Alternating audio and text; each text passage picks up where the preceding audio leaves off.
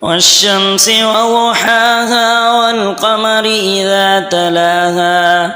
والنهار إذا جلاها والليل إذا يغشاها والسماء وما بناها والأرض وما طحاها ونفس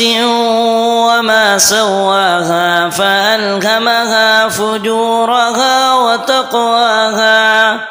قد أفلح من زكاها وقد خاب من دساها كذبت ثمود بطغواها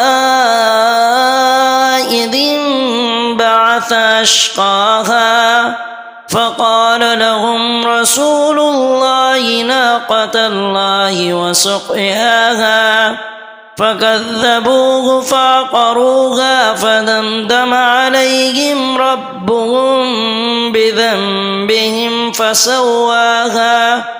ولا يخاف عقباها